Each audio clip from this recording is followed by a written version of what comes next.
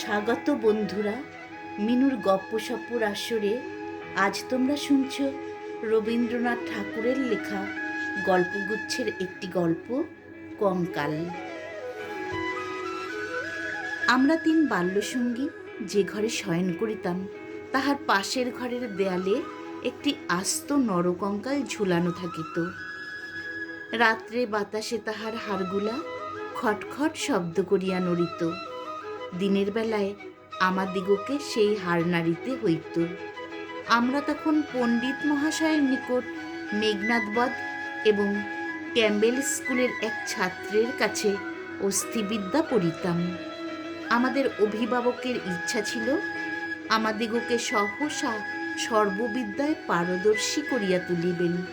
তাহার অভিপ্রায় কত দূর সফল হইয়াছে, যাহারা আমাদিগকে জানেন তাহাদের নিকট প্রকাশ করা বাহুল্য, এবং যাহারা জানেন না তাহাদের নিকট গোপন করাই শ্রেয়। তাহার পর বহুকাল অতীত হইয়াছে। ইতিমধ্যে সেই ঘর হইতে কঙ্কাল এবং আমাদের মাথা হইতে অস্থিবিদ্যা কোথায় স্থানান্তরিত হইয়াছে অন্বেষণ করিয়া জানা যায় না। অল্পদিন হইল একদিন রাত্রে কোনো কারণে অন্যত্র স্থানাভাব হওয়াতে আমাকে সেই ঘরে শয়ন করিতে হয়। অনভ্যাসবশত ঘুম হইতেছে না। এপাশ ওপাশ করিতে করিতে গির্জার ঘড়িতে বড় বড় ঘণ্টাগুলো প্রায় সব কটা বাজিয়া গেল। এমন সময়ে ঘরের কোণে যে তেলের সেচ জ্বলিতেছিল, সেটা প্রায় মিনিট পাঁচেক ধরিয়া খাইতে খাইতে একেবারে নিভিয়া গেল।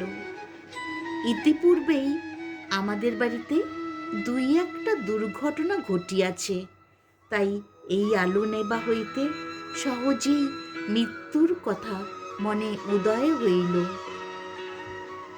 মনে হইল এই যে রাত্রি দুই প্রহরে একটি দীপশিখা চিরান্ধকারে মিলাইয়া গেল, প্রকৃতির কাছে ইহাও যেমন, আর মানুষের ছোট ছোট প্রাণশিখা কখনো দিনে কখনো রাত্রে হঠাৎ নিবিয়া বিস্মৃত হইয়া যায়, তাহাও তেমনি।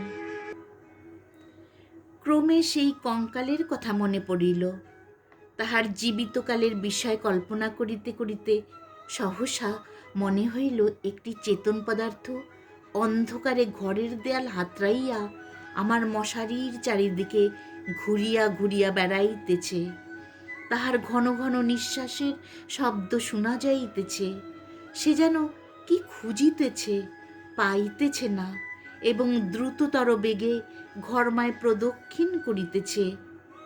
নিশ্চয় বুঝিতে পারিলাম সমস্তই আমার নিদ্রাহীন উষ্ণ মস্তিষ্কের কল্পনা, এবং আমারই মাথার মধ্যে বো বো করিয়া যে রক্ত ছুটিতেছে, তাহাই দ্রুত পদশব্দের মতো শুনাইতেছে। কিন্তু তবু গা ছমছম করিতে লাগিল। জোর করিয়া এই অকারণ ভয় ভাঙিবার জন্য বলিয়া উঠিলাম, কেও?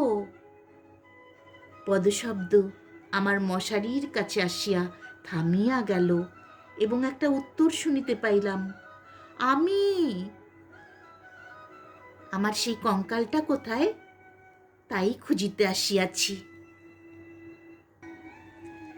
আমি ভাবিলাম নিজের কাল্পনিক সৃষ্টির কাছে ভয় দেখানো কিছু নয়। পাশবালিশটা সবলে আকড়িয়া ধরিয়া চিরপরিচিতের মতো অতি সহজ সুরে বলিলাম, এই দুপুর রাত্রে বেশ কাজটি বাহির করিয়াছ, তা সে কঙ্কালে এখন আর তোমার আবশ্যক? অন্ধকারে মশারির অত্যন্ত নিকট হইতে উত্তর আসিল, বলো কি? আমার বুকের হাড় যে তাহারই মধ্যে ছিল।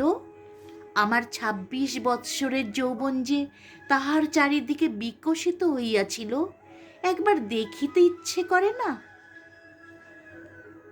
আমি তৎক্ষণাৎ বলিলাম, হাঁ, কথাটা সঙ্গত বটে, তা তুমি সন্ধান করোগে যাও, আমি একটু ঘুমাইবার চেষ্টা করি। সে বলিল, তুমি একলা আছো বুঝি? তবে একটু বসি, একটু গল্প করা যাক। 35 বৎসর পূর্বে আমিও মানুষের কাছে বসিয়া মানুষের সঙ্গে গল্প করিতাম। এই 35টা বৎসর আমি কেবল শ্মশানের বাতাসে হু হু শব্দ করিয়া বেড়াইয়াছি।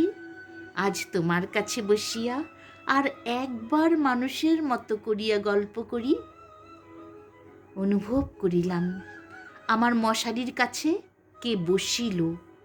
নিরুপায় দেখিয়া আমি বেশ একটু উৎসাহের সহিত বলিলাম, সেই ভালো, যাহাতে মন বেশ প্রফুল্ল হইয়া ওঠে।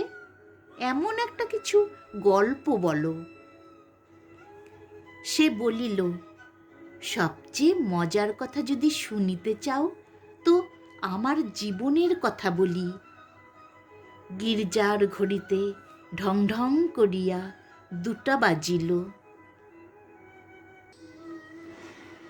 যখন মানুষ ছিলাম এবং ছোট ছিলাম তখন এক ব্যক্তিকে জমের মতো ভয় করিতাম। তিনি আমার স্বামী। মাছকে বড়শি দিয়া ধরিলে তাহার যেমন মনে হয়, আমারও সেইরূপ মনে হইত। অর্থাৎ কোন এক সম্পূর্ণ অপরিচিত জীব যেন বড়শিতে গাঁথিয়া আমাকে আমার স্নিগ্ধ গভীর জন্ম জলাশয় হইতে টান মারিয়া ছিনিয়া লইয়া যাইতেছে। কিছুতে তাহার হাত হইতে পরিত্রাণ নাই। বিবাহের 2 মাস পরেই আমার স্বামীর মৃত্যু হইল এবং আমার আত্মীয় স্বজনেরা আমার হইয়া অনেক বিলাপ পরিতাপ করিলেন। আমার শ্বশুর অনেকগুলি লক্ষণ মিলাইয়া দেখিয়া শাশুড়িকে কহিলেন, শাস্ত্রে যাহাকে বলে বিষকন্যা, এ মেয়েটি তাই। সে কথা আমার স্পষ্ট মনে আছে। শুনিতেছ? কেমন লাগিতেছে? আমি বলিলাম, বেশ, গল্পের আরম্ভটি বেশ মজার। তবে শোনো। আনন্দে বাপের বাড়ি ফিরিয়া আসিলাম। ক্রমে বয়স বাড়িতে লাগিল। লোকে আমার কাছে লুকাইতে চেষ্টা করিত, কিন্তু আমি নিজে বেশ জানিতাম আমার মতো রূপসী এমন যেখানে সেখানে পাওয়া যায় না। তোমার কি মনে হয়? খুব সম্ভব, কিন্তু আমি তোমাকে কখনো দেখি নাই। দেখো নাই কেন? আমার সেই কঙ্কাল? হি হি হি হি।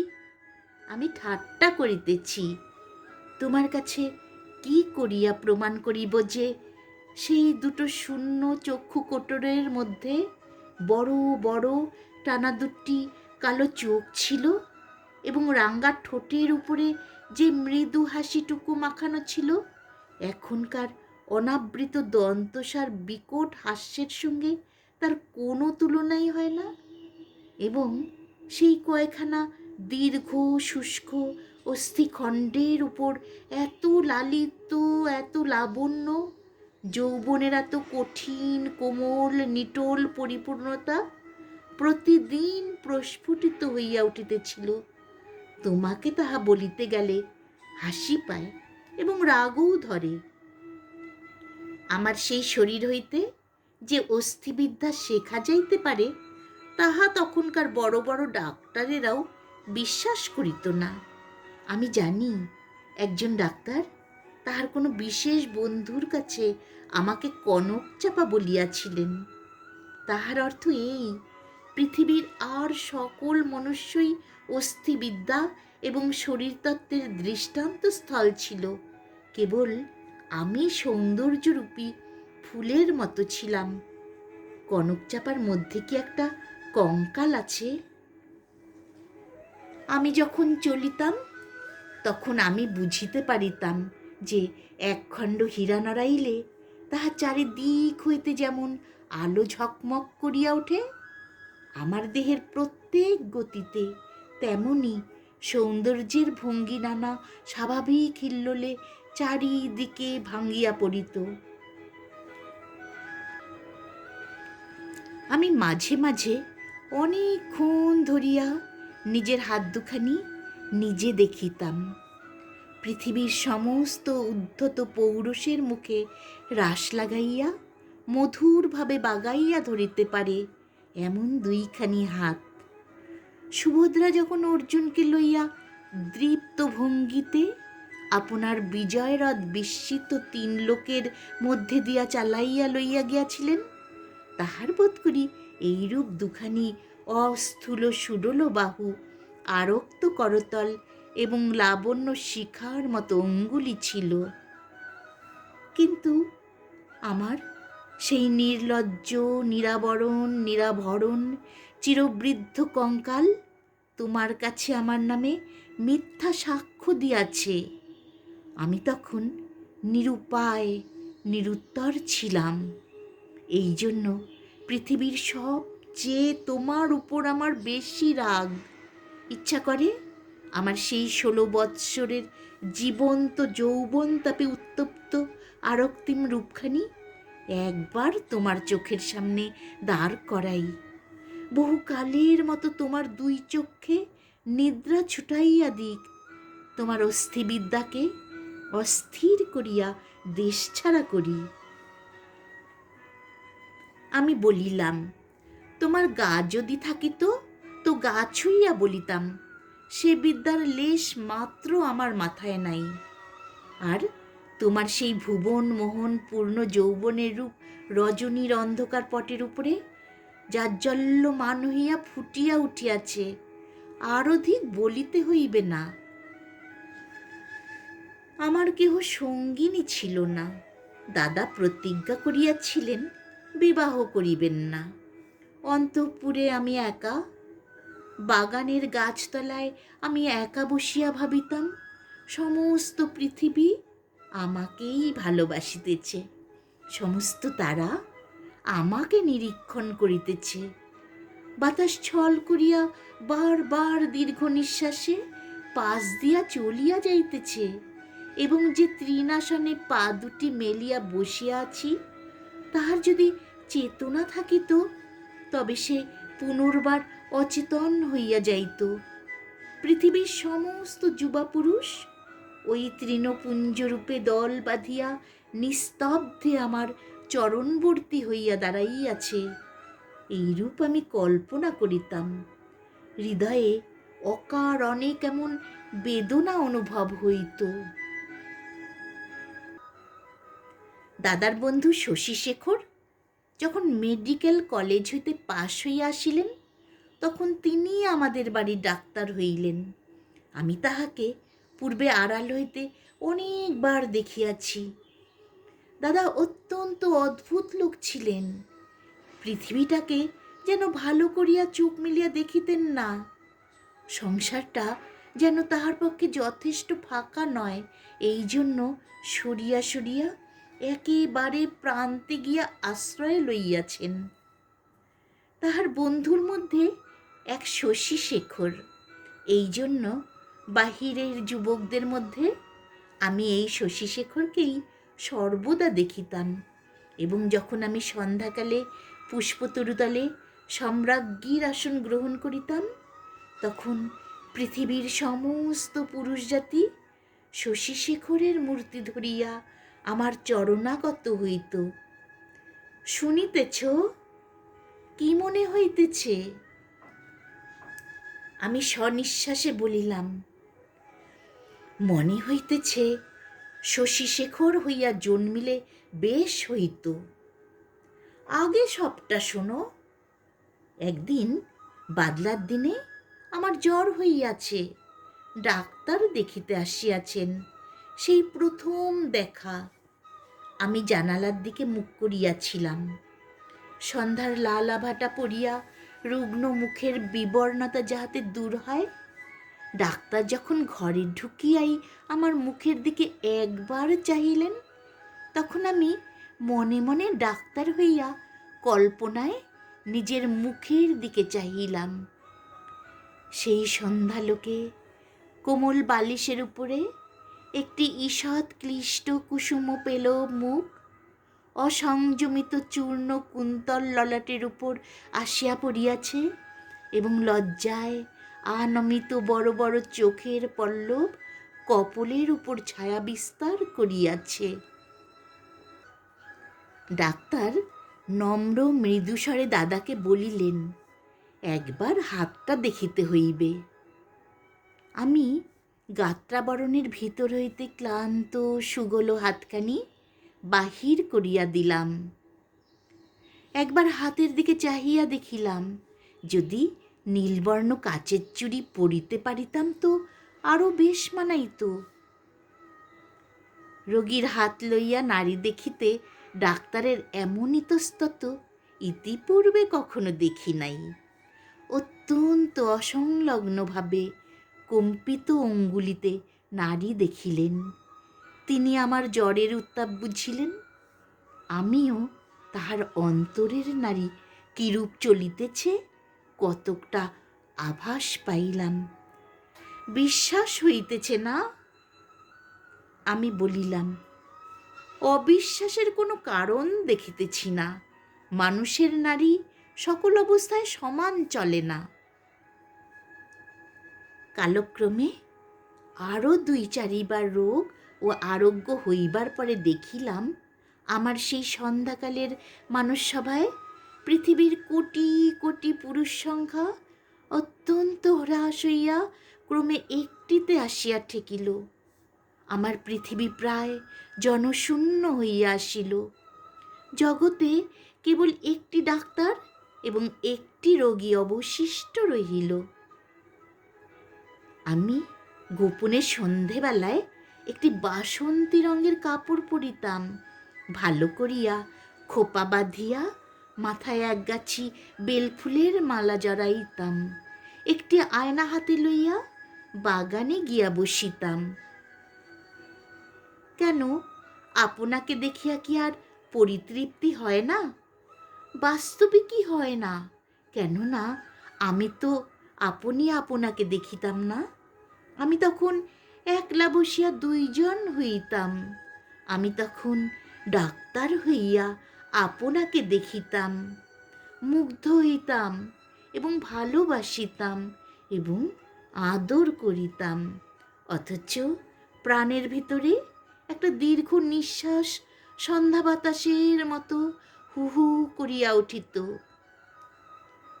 সেই হইতে আমি আর একলা ছিলাম না।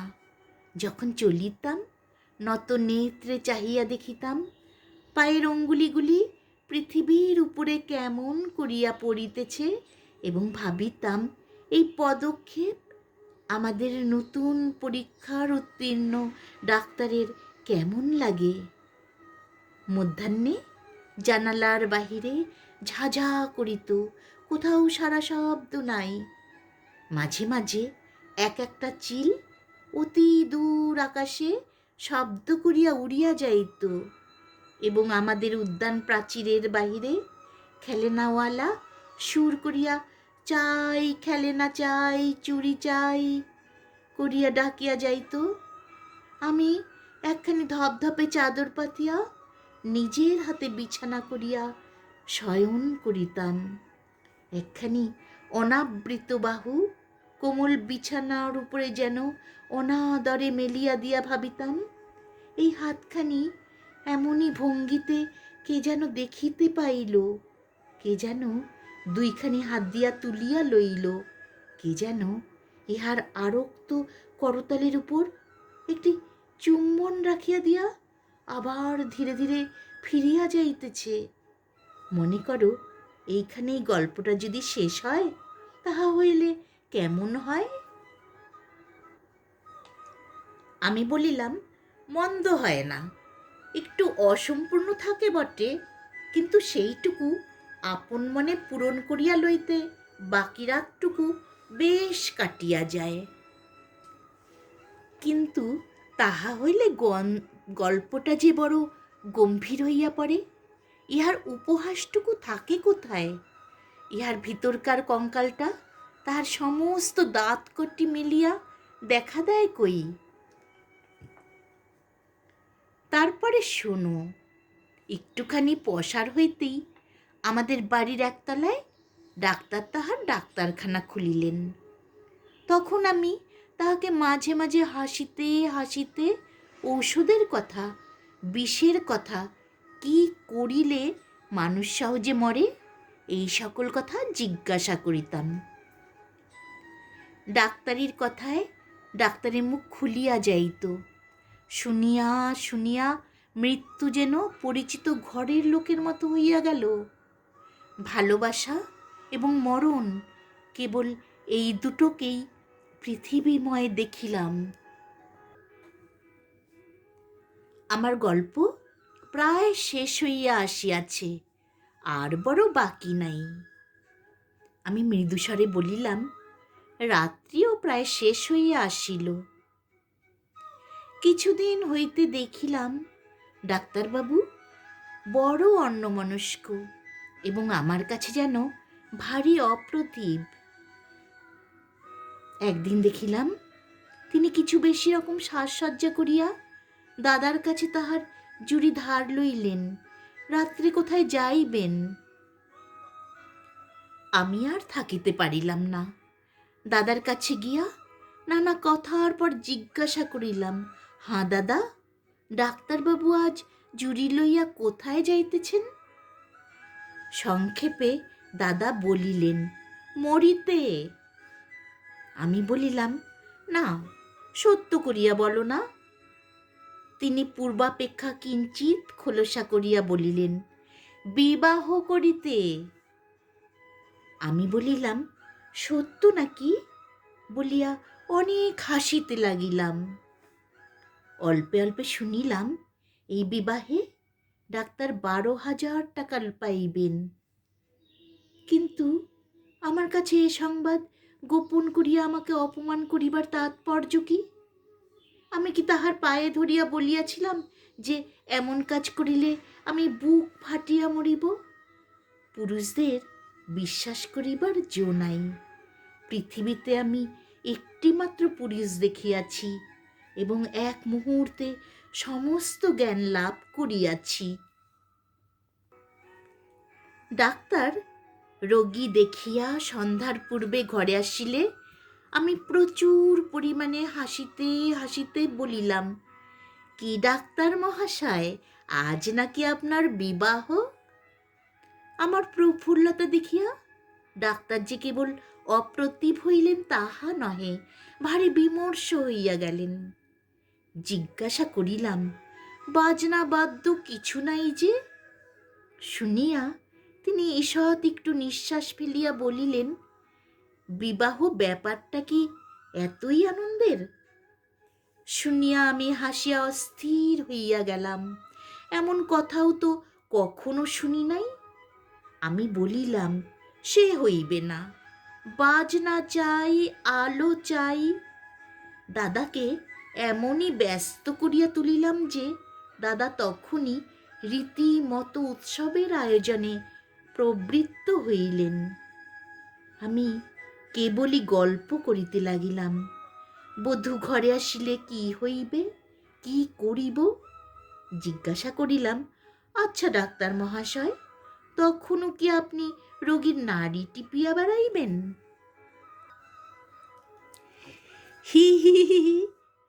যদিও মানুষের, বিশেষত পুরুষের মনটা দৃষ্টিগোচর নয়, তবু আমি শপথ করিয়া বলিতে পারি কথাগুলি ডাক্তারের বুকে শেলের মতো বাজিতেছিল।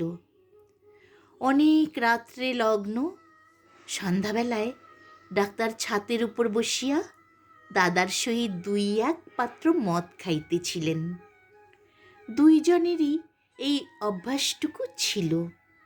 ক্রমে আকাশে চাঁদ উঠিল। আমি হাসিতে হাসিতে আসিয়া বলিলাম, ডাক্তার মশাই, ভুলিয়া গেলেন নাকি যাত্রার যে সময় হইয়াছে? এইখানে একটা সামান্য কথা বলা আবশ্যক। ইতিমধ্যে আমি গোপনে ডাক্তারখানায় গিয়া খানিকটা গুড়া সংগ্রহ করিয়া আনিয়াছিলাম এবং সেই গুড়ার কিয়দংশ সুবিধা মতো অলক্ষিতে ডাক্তারের গ্লাসে মিশাইয়া দিয়াছিলাম। কোন গুড়া খাইলে মানুষ মরে ডাক্তারের কাছে শিখিয়াছিলাম।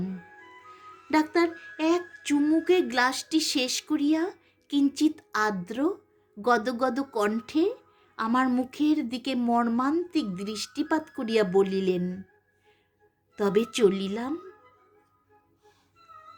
বাঁশি বাজিতে লাগিল। আমি একটি বারাণসী শাড়ি পরিলাম। যতগুলি গহনা সিন্ধুকে তোলা ছিল সবগুলি বাহির করিয়া পড়িলাম। সিথিতে বড় করিয়া সিঁদুর দিলাম। আমার সেই বকুলতলায় বিছানা পাতিলাম।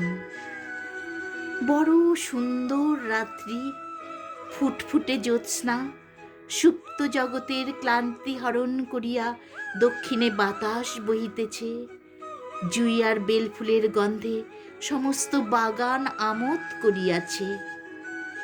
বাঁশির শব্দ যখন ক্রমে দূরে চলিয়া গেল, জ্যোৎস্না যখন অন্ধকার হইয়া আসিতে লাগিল, এই তরুপল্লব এবং এই আকাশ এবং আজন্মকালের ঘরদুয়ার লইয়া পৃথিবী যখন আমার চারিদিক হইতে মায়ার মতো মিলাইয়া যাইতে লাগিল, তখন আমি নেত্র নিমীলন করিয়া হাসিলাম।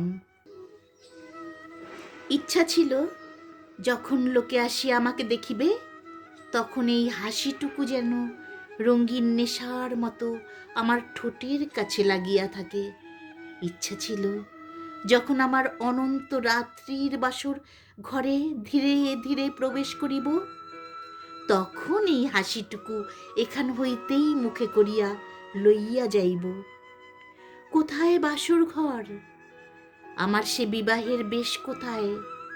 নিজের ভিতর হইতে একটা খটখট শব্দে জাগিয়া দেখিলাম, আমাকে লইয়া 3টি বালক অস্থিবিদ্যা শিখিতেছে।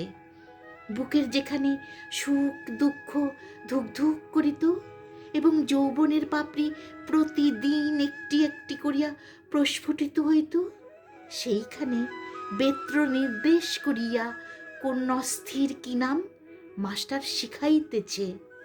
আর সেই যে অন্তিম হাসিটুকু ওষ্ঠের কাছে ফুটাইয়া তুলিয়াছিলাম, তাহার কোনো চিহ্ন দেখিতে পাইয়াছিলে কি? গল্পটা কেমন লাগিল? আমি বলিলাম, গল্পটি বেশ প্রফুল্লকর। এমন সময়ে প্রথম কাক ডাকিল। জিজ্ঞাসা করিলাম, এখনো আছো কি? কোনো উত্তর পাইলাম না। ঘরের মধ্যে ভোরের আলো প্রবেশ করিল।